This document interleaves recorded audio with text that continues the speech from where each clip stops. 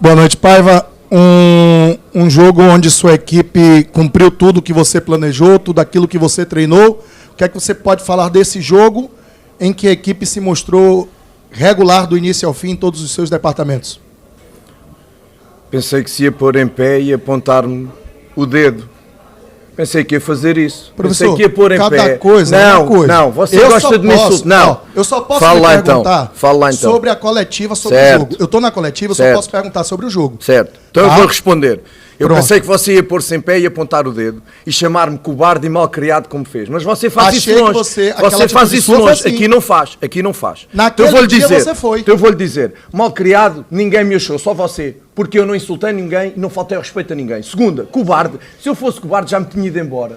E estou a falar para o radialista, não estou a falar para o homem. Estou a falar para o radialista. O homem é outra coisa, como você diz. Se eu fosse cobarde, já me tinha ido embora. E se eu fosse cobarde, não falava na sua cara. Porque você fala... Eu também estou falando para você. Não, você fala no seu showzinho. Achei quando sua está atitude sozinho. covarde, sim. Quando está você sozinho. não respondeu o que eu lhe perguntei, foi uma atitude covarde. Não tem que Quer falar responder. do que eu falei na TV? Faça como você fez agora. Pergunte, fale do que eu falei na TV e depois responda a pergunta da coletiva. Eu venho para a coletiva lhe perguntar da coletiva. No programa, no canal de YouTube, aonde eu quiser, eu falo o que eu penso. Aqui, eu falo do jogo. É curioso, você só pensa no outro lado, aqui à minha frente não pensa. Percebe? Não posso, agora você não posso. pensa. Quer debater? Vamos você debater. não pensa. Achei sua Não atitude vou covarde. debater consigo. Acha que eu vou perder tempo consigo? Por Nem amor eu de Deus. perder com você, perdeu Por amor sim. de Deus. Outra Tanto perde pergunta. que tá aí falando. Outra pergunta. Outra pergunta não, por favor, responda a minha pergunta. A resposta é não. Não? Não. Ah, tá. Belo treinador que não responde se seu time jogou aquilo que o você treinador planejou. pífio. Como você é um radialista Você é pífio. Pífio, Sabe uma sim. coisa? Quando eu cheguei a Salvador, disseram-me assim, olha, tenha cuidado com o tal de Baraúna. E de facto, confirma-se. De facto, confirma-se. Você é mal educado mesmo. Pois sou. Mas não o insultei. Nunca lhe chamei de cobarde nem de malcriado. Por que foi? Professor, Diga. quando o jogo em campo acontece, o que se foi treinado fica mais fácil, né? É exatamente. Fizemos um jogo de grande qualidade contra um grande adversário no G6. Uma equipa muito bem treinada pelo Pedro, muito bem treinada. Só que nós hoje tivemos, para além da qualidade do jogo posicional, porque... por exemplo, com o Atlético Mineiro nós tivemos 30, 40 minutos muito bons, mas depois deixámos de ter jogo posicional e acabámos por perder o controle do jogo. Hoje não. Muito bem. Uma equipa que nos pressiona alto, uma equipa que é muito pressionante e nós conseguimos quase sempre encontrar as melhores soluções, se bem que na primeira parte houve muita precipitação no último passe. Nós podíamos ter feito inclusivamente mais golos se nós no último passe, nem tanto na finalização, no último passe nós conseguíssemos ter mais critério e não conseguimos ter. Foi uma coisa das quais eu alertei ao intervalo aos jogadores. De resto, conseguimos fazer golos e conseguimos coroar uma exibição de volume com golos. E é isso que andávamos a procurar há algum tempo e é isso que vamos tentar continuar a fazer. Mister, tudo bem? Olá, tudo bem? Na minha opinião, hoje o Bahia fez o melhor jogo do Campeonato Brasileiro, né? Venceu com muita autoridade, 4-0, perdendo muitos gols. Mas você, como treinador, teve algo na equipe hoje que você disse, pô, hoje não gostei disso, isso não funcionou, poderia ter sido melhor. O que é que faltou hoje para o Bahia fazer um placar mais elástico? Olá, eu não acho que tenha sido o melhor jogo que nós fizemos, não estou bem de acordo com isso. Até porque, exatamente por isso, nós deveríamos ter tido mais finalizações, porque nós tivemos exatamente a parte que eu não gostei, foi o que eu tinha dito antes, é o último passo, o critério da decisão. Nós temos 3 ou 4 situações em superioridade numérica que nós não decidimos bem. E ao não decidir bem, a superioridade numérica desaparece e o adversário consegue reorganizar-se. Essa foi a parte que eu não gostei. De resto, em termos defensivos, muito bem.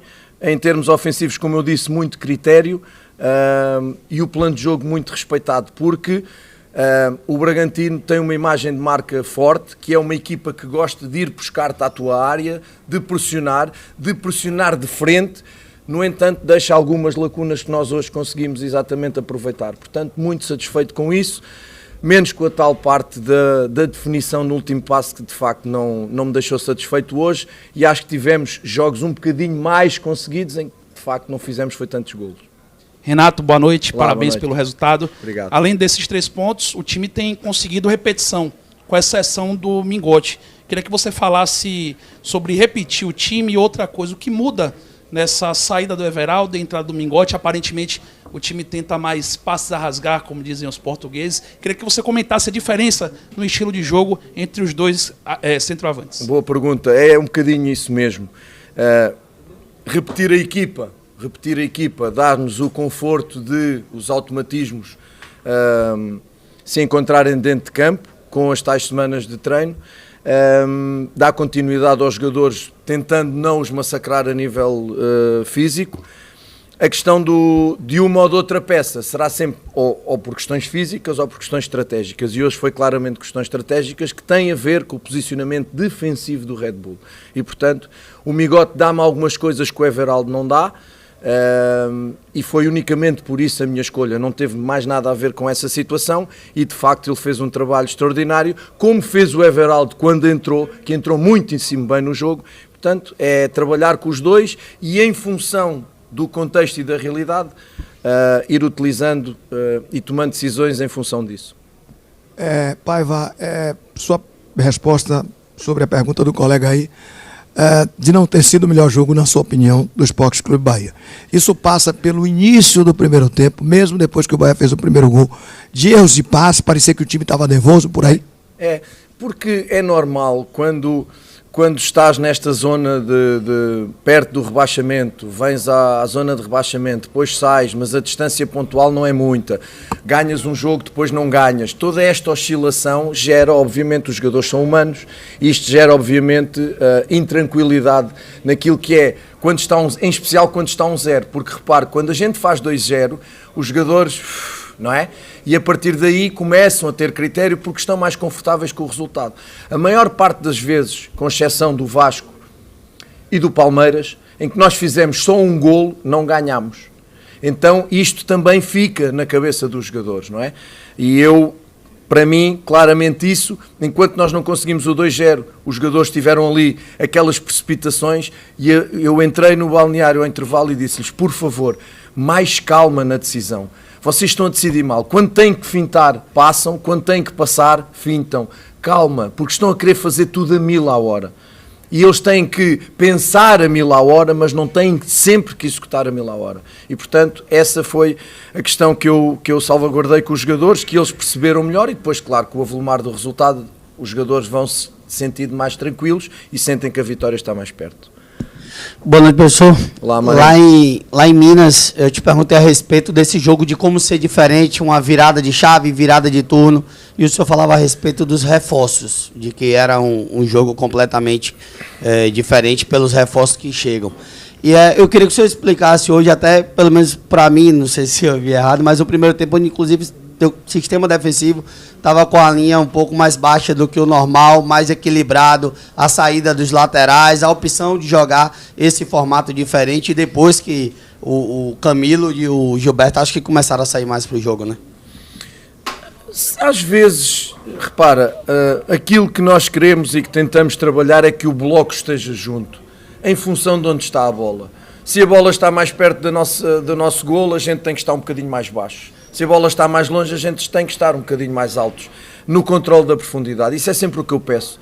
Se houver esse pensamento global da equipa, em função da bola, eles conseguem... O problema é quando uma linha se mexe e as outras não se mexem. E aí os adversários encontram esses espaços. Portanto, isso é um trabalho de continuidade, de treino, que nós estamos a conseguir ter agora.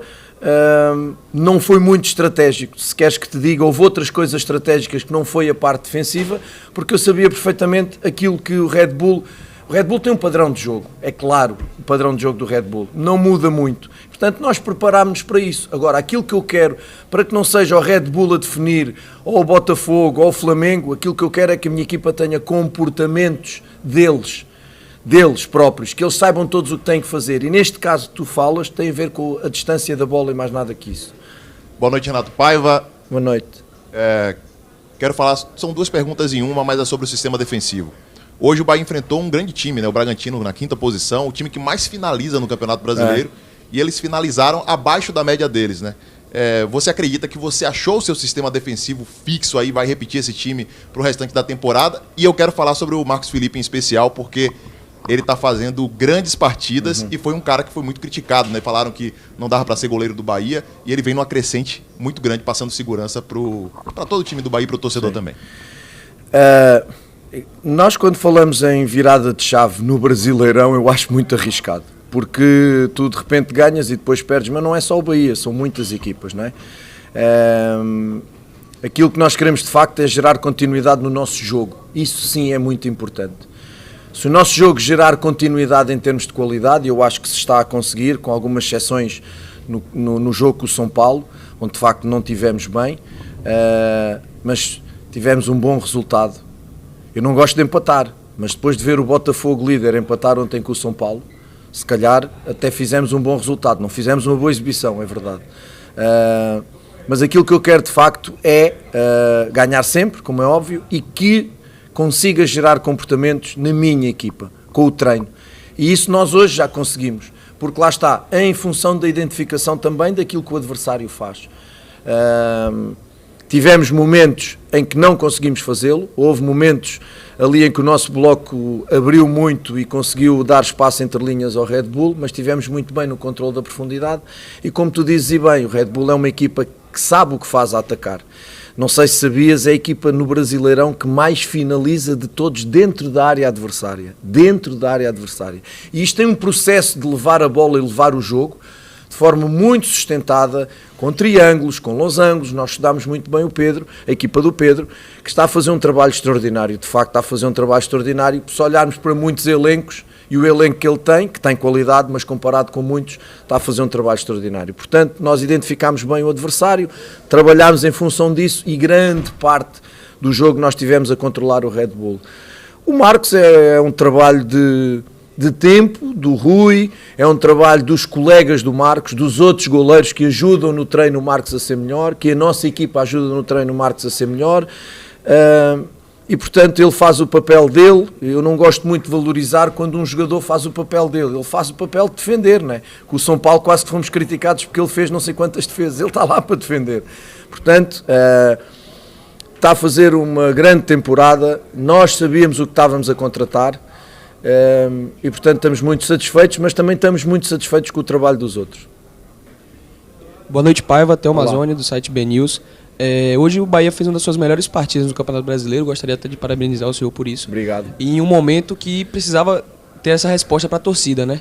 Mas o que me chamou mais a atenção foi o Bahia não sofreu com bolas paradas nessa partida e melhor que isso, conseguiu marcar 2 gols de bola parada. Então, queria saber se mudou alguma coisa nos treinamentos, se estão dando mais atenção nesse quesito ou foi algo natural do jogo? Não, nós treinamos sempre, pelo menos 2 unidades de treino, nós treinamos as bolas paradas defensivas e ofensivas. Agora, claro, também depende que não jogamos sozinhos e às vezes cometemos erros infantis, como no gol que sofremos aqui em casa contra o América, que é um infantil, mas também não somos uma equipa com muitos gols sofridos de bola parada. Se tirares os penaltis, não somos uma equipa, somos das equipas que menos gols de bola parada tem no Brasileirão, sofridos.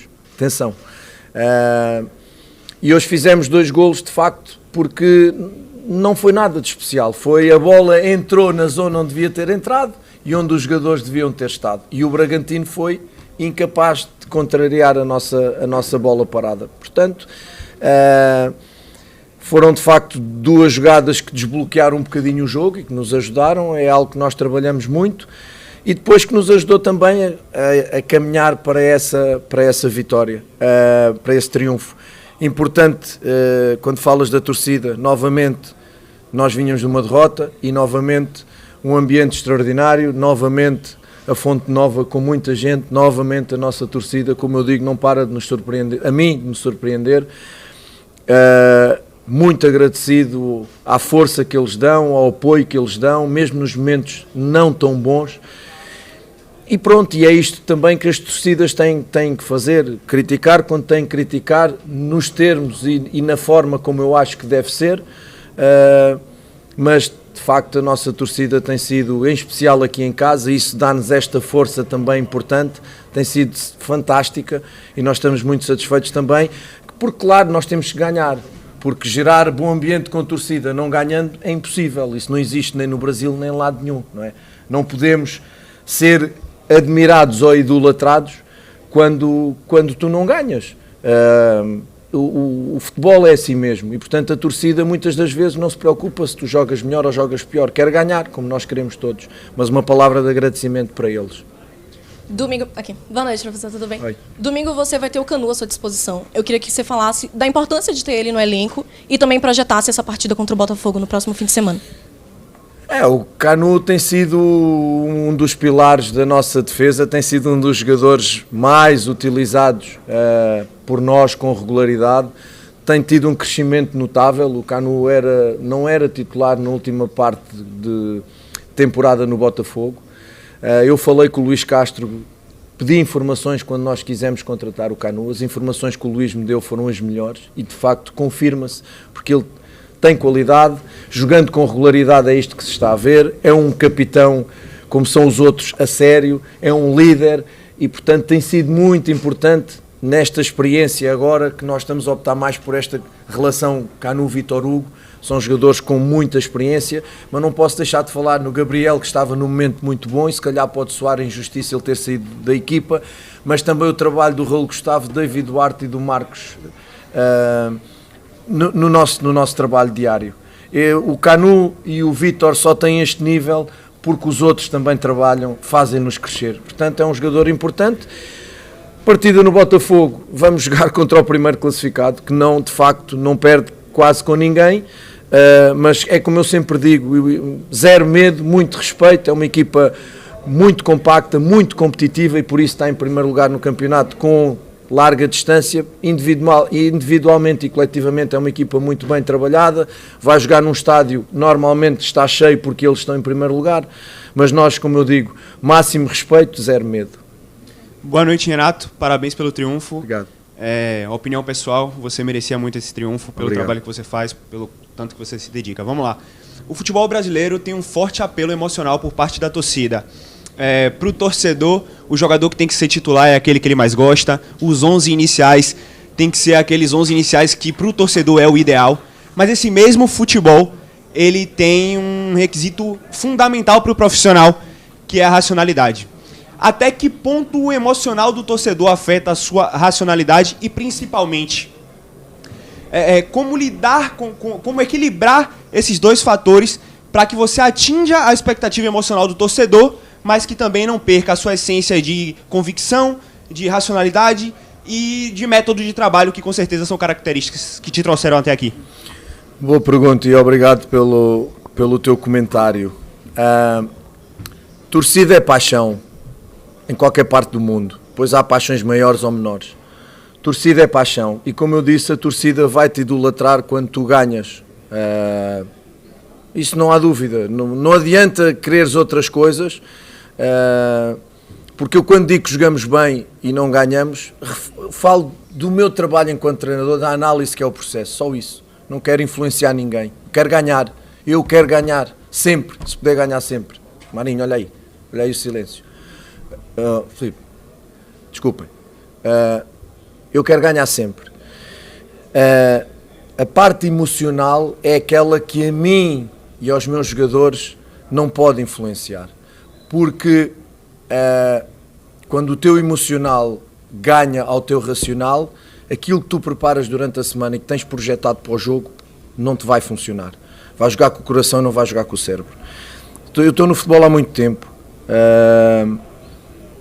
A questão da idolatria e da paixão da torcida, eu vou dizer uma coisa, eu vou falar por mim, eu quero ser ídolo, faço questão de ser ídolo para as pessoas que me amam, para a minha filha, para a minha família, para os meus amigos, aí é que eu quero ser ídolo nos meus comportamentos, quero ser ídolo no meu profissionalismo, na minha seriedade, na minha dedicação, sabendo que a história do futebol está cheia de treinadores bons profissionais que se dedicam, que fazem tudo com muita paixão, mas a bola não entra. E eles não deixam de ser bons profissionais. A questão da idolatria tem a ver com tu estás em primeiro, não és primeiro. Tu estás em último, não és último. Tu és campeão, tu estás campeão, mas não és campeão. Sabes porquê? Porque nunca se ganha sempre. É um estado de passagem.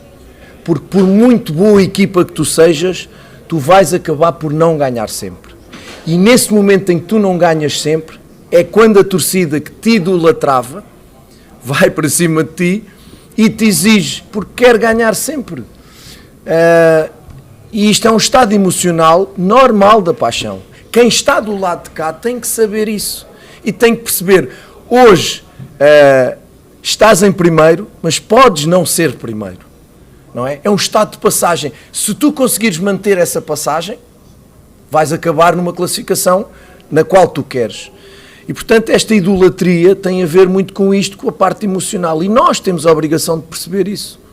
Total e absoluta. Total e absoluta. E por isso, e tenho a certeza que os meus jogadores, quando não ganhamos, quando somos vaiados, quando somos insultados, quando somos pressionados de forma negativa, nós temos, deste lado, que ter a racionalidade de perceber porque é que as pessoas fazem isso. Porque nós não fomos ao encontro daquilo que elas querem, que é ganhar, mas também não fomos ao encontro daquilo que queremos, que é ganhar, porque ninguém quer perder. Mas eu insisto muito naquilo que, para mim, desde há algum tempo, e mesmo quando fomos campeões no Equador e quando ganhava títulos no Benfica, essa idolatria é passageira. E a idolatria que eu quero ter é para aqueles que me amam, para a minha família, para os meus amigos, para os meus jogadores. Não tenho preço para estes homens que aqui estão dentro, ganhando ou perdendo. E para eles é que eu quero ser ídolo. Porque esses eu sei que quando ganhar e quando perder vão estar sempre. Quando tu abres a porta de casa está lá um sorriso à tua espera. E depois o resto, sabes? O resto é a palavra e o caminho de Deus que te põe num sítio por alguma coisa. Por alguma coisa Ele sabe o que está a fazer. Por alguma coisa Ele te põe dificuldades na frente. Ele te mete pedras na frente para perceber se tu tens a capacidade de ultrapassar essas pedras ou não. Mas tudo tem uma razão. E eu, nesse aspecto, deixo o meu futuro nas mãos de Deus. Meu e dos meus jogadores. Porque é Ele que decide, é Ele que manda, é nele que nós acreditamos, mas nós também temos que fazer por Ele, sendo sérios no nosso trabalho. E a seriedade e o profissionalismo, ninguém pode pôr em causa, nem da minha equipa técnica, nem de mim, nem dos meus jogadores. Depois, se a bola não entrar, eu serei mais um da história de muitos enormes treinadores que fizeram, sendo muito bons profissionais, e acabaram por não ganhar. Relação emocional, racional. Deste lado, nós temos que ser muito racionais. Os jogadores têm que ser mais racionais que emocionais, mas têm que ter emoção, porque o coração é o motor que faz andar isto, mas isto tem que prevalecer. Portanto, é a forma como eu vejo a minha profissão. Tá ligado? Oi, agora tá ligado? Tá me ouvindo? Olá, seu Renato, tudo bem com o senhor? Acompanho o senhor já tem um tempo. No primeiro jogo que eu vi o senhor foi Bahia e Juazeirense, lá em Pituaço. Naquele jogo, eu lembro que eu vi um futebol diferente. Eu e meus meninos. A gente olhou e viu um Bahia diferente. Lembro que a gente olhou e falou: Pivete, você tá vendo? O toque ia lá, a bola vinha cá. A gente costuma dizer aqui na Bahia que a gente se ilude fácil com o Bahia. E naquele dia o senhor me iludiu todinho. Desde aquele dia eu venho observando o senhor. Eu e meu filho, que tem 1 ano e 4 meses, a gente acompanha fora de casa, dentro de casa. O meu trabalho é estar dentro da Fonte Nova, dentro do torcedor, lá dentro. Hoje eu não vi o seu futebol, geralmente eu não vejo. Hoje eu não vi um gol do Bahia. Hoje eu não vi nada, eu só senti. Porque eu estava lá dentro, trabalhando, e às vezes eu não vejo. Eu trabalho com o torcedor, eu quero saber do torcedor. Não quero saber se você joga de 4-4-2 ou 3-5-2. Eu quero ver o que o torcedor acha. E eu vejo o que o torcedor acha do senhor todo jogo. No pré-jogo, durante o jogo e pós o jogo. Tomando uma cervejinha na ladeira ou aqui no dique, não importa, eu vejo. O senhor não sabe, mas eu vou comprar pão e eu sou cobrado pelos trabalhos do senhor na padaria. Entende? Talvez o senhor não entenda esse amor. É amor, senhor Renato. E eu estou falando com o senhor com vontade de chorar. É amor. O que a gente, torcedor do Bahia, tem é amor. E hoje, com esse amor todo, depois de jogos e jogos e jogos, eu venho no senhor falar aí agora que o senhor é uma proteção do senhor, e eu entendo. Ser importante para a sua família, eu entendo. Ser importante para quem trabalha com o senhor, eu entendo. É uma proteção sua. Mas o senhor representa milhões hoje. A consequência do seu trabalho... Desculpe estar falando isso para o senhor, é de coração aberto. Mas a consequência do seu trabalho, vai retornar para o senhor. Ser ídolo, ser odiado, não importa. Claro. A gente idolatra aqui um cara chamado Guto Ferreira. Ele é xingado e ele é amado. E constantemente eu vejo alguém falar, bota Guto no lugar dele. E saiu daqui enxotado. Olha como é a maluquice desse torcedor. Com essa maluquice toda, com tudo isso, do dia de hoje, eu digo pro senhor, hoje, ninguém falou um ai do senhor. Porque ganhamos. Hoje, no intervalo, antes do jogo começar, ninguém falou um ai do senhor. Pelo que o senhor fez no último jogo, pelo que o senhor fez no Atlético Mineiro, a gente perdeu, mas a galera viu uma parada diferente. Aí eu vou lhe perguntar agora, do fundo do meu coração, e eu espero que o senhor me responda também do fundo do seu coração. O que é que o senhor deseja para o meu Bahia, senhor Renato? O seu desejo para o meu Bahia, qual o seu desejo para o meu Bahia? É só isso que eu quero perguntar para o senhor. Olha, obrigado pelo teu comentário. Desde que eu aqui cheguei, valorizei sempre, porque me ensinaram e porque eu pesquisei o peso e a paixão destes milhões que sentem aquilo que é o Bahia. Fui acusado uma outra vez de não respeitar a torcida, pedi para me provarem onde é que isso aconteceu, nunca. Se há, como eu sempre digo, o futebol tem duas forças. Uma equipa de futebol tem uma força que são os jogadores e a segunda maior força, ou a primeira maior força, no mesmo nível, são os torcedores. O coração de uma equipa serão sempre os torcedores, sempre, para o bom e para o mal. Eu tenho muito orgulho de ser treinador do Bahia e de representar esses milhões que são os torcedores do Bahia. Eu tenho muito orgulho em ter dito há 2 horas antes ao Pedro Caixinha, que até se queixa de não ter muita torcida no Bragantino, de dizer, hoje vais entrar num estádio e se as coisas começarem a correr bem, tu vais sentir o que é o peso de uma torcida. E ele, de facto, no final disse-me, ambiente extraordinário, ambiente fantástico. E este ambiente tem que ser extraordinário e fantástico quando a gente ganha. Quando a gente não ganha e joga mal, o ambiente tem que ser a voz do torcedor. Porque o torcedor quer ganhar, mas o torcedor, por favor, não se esqueça que ali dentro estão um monte de profissionais que também querem ganhar e que fazem tudo para ganhar. O que é que eu quero para o teu Bahia? Eu vou-te dizer. Hoje em dia, dentro do orgulho que tenho em ser treinador do Bahia, eu quero só o melhor para o Bahia. Eu desejo o melhor para o Bahia. E deito-me e acordo todos os dias pedindo para ser melhor profissional, para que o Bahia receba o meu trabalho, a minha energia, a minha paixão, como a dos jogadores, para que a gente consiga repetir este tipo de exibições e este tipo de triunfos.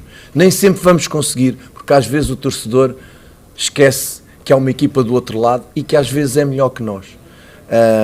Por isso eu vou-te dizer, todas as minhas forças, toda a minha energia, mesmo num ambiente difícil para mim, que eu sei que está, mas isso testa a minha resiliência. Tenho a certeza que a minha filha está super orgulhosa, porque ela sabe, e foi alvo. Foi a única parte que me doeu desde que eu aqui cheguei. Não é o fora Paiva, não é tudo o que aquilo o torcedor tem direito de dizer. Só não tem direito é de culpar a minha filha pelo mau trabalho que o pai está a fazer. Isso é que foi a parte mais triste desde que eu aqui cheguei. Mas tenho a certeza que ela e a minha família, quem me ama, está muito orgulhosa pela resiliência que eu e as pessoas que trabalham comigo estamos a mostrar aqui. E esta resiliência, sabes qual é? É pelo amor e pelo orgulho que eu tenho em ser treinador do Bahia e em representar toda essa paixão e toda essa multidão de milhões que não só aqui, mas em qualquer estádio onde a gente vai, eles estão lá. Portanto, muito orgulhoso, e a única coisa que eu quero é o melhor e que eu te vou prometer é continuar a ser como sou, continuar a ser determinado, continuar a defender o Bahia à morte, os ataques que façam ao Bahia à morte. Podes contar com isso, ok? E queria dizer, terminou, não é? Eu devia ter começado a coletiva por dizer 2 coisas.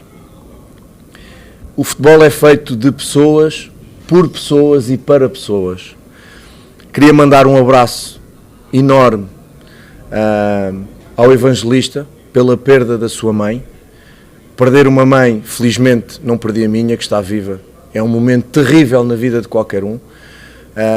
E queria mandar um abraço forte ao Lucas pela perda da sua mãe, porque é um momento muito triste e a vida é de facto o que tem mais importante dentro do futebol são as pessoas e a vida das pessoas. E um abraço a todas as famílias dos torcedores do Corinthians que perderam a vida no acidente de ónibus, atrás, como eu respondi à pergunta do teu colega, atrás desta paixão. Meteram-se num ónibus para ir atrás da paixão de ver o seu clube jogar, de ver o seu emblema e o seu escudo jogar, e não voltaram a casa. Portanto, um abraço meu, pequeno, singelo, mas tinha que o dizer, a todos os familiares destes torcedores, porque de facto futebol é vida, mas algumas vezes não é, e neste caso não foi. Faleceram todos atrás de uma paixão, e essa paixão que nós vamos tentar preservar. Tenho pena não ter começado a coletiva como queria, mas tinha que começar de outra forma, tá? Pronto, mister. Obrigado. Diz? Claro que podes. Boa noite.